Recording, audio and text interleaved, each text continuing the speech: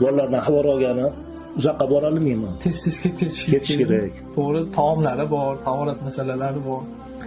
Boshqa sizdan boshqa Mana yaqinda hammani xabari bor, onalari o'tdi sentabr oyida.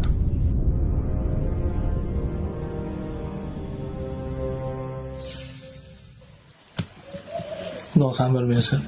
Maktab davrlarida chopqillab yurgan sog'lom yigitlar bo'lishgan. Sog'lom bo'lishgan. Lekin shunaqangi kasallik bo'lib, nogironlikka masalan bitta to'shakka mixlanib qolishga majbur bo'lishdi. Lekin yurishgan. Professor doktorlarimiz shuni aytishdiki, yurgan narsaki, demak buni davosi bo'ladi deydi. Buni Toshkentlarda katta o'sha doktorlarda, shifoxonalarda biz gaplashyapmiz. Azizlar, bee'tibor bo'lmasligimiz kerak, davolatamiz. Bu bitta borishlik bilan davolanadigan narsa emas ekan. Ya'ni etap deydi buni. 3 bosqich bo'ladimi, 4 bosqich bo'ladimi? Bunga qanchadir summa ketadi. Biz asosiy maqsadimiz sizlardan shu summani yig'ishlikda yordam beringlar. Videolarimizni ulashishda va o'zingizning ehsonlaringiz ham bo'lib qoladi. Katta raqamlarga tushirish mobaynida mana bugun 27-aprel sanasi bo'lsa, 2025-yil yangi haftaga biz reja qilib turibmiz. Tushadigan summalarimizga qarab turib Toshkentga olib borib davolashlik arafasidamiz. Albatta duolaring bilan yordamchi bo'lasizlar. Azizlar, bitta narsani tasavvur qiling. O'zimizga oddiy bitta isitma kirib, uyda qolib ketadigan bo'lsak, 2 soatdan ortiq uyda o'tira olmaymiz, zerikamiz. Lekin akalarimiz 8 yildir, 9 yildir shu dardga chalinib o'tirishibdi. Bitta narsani unutmanglar, sizlar bilan ko'p yaxshi ishlarni birgalashib bitirganmiz.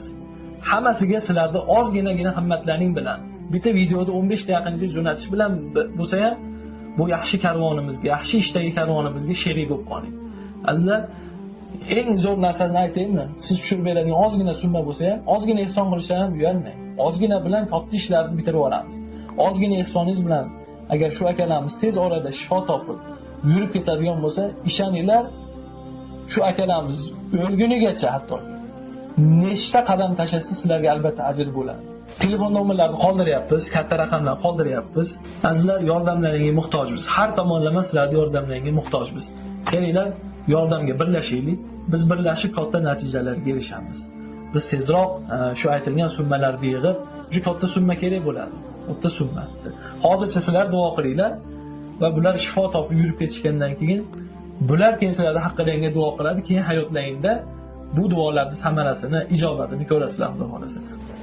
Ilohim, bizga kim ehson qilayotgan bo'lsa, Alloh taolo ularning qalblaridagi yaxshi niyatlarni ijobat qilsin, ilohim. Amin. Alloh.